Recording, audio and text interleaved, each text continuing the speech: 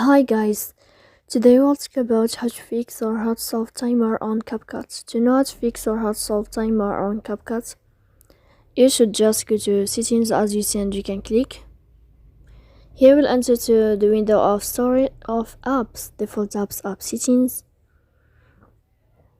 Then you will enter to CapCut. After that, in this page of app info, you will enter to first stop and you can click OK.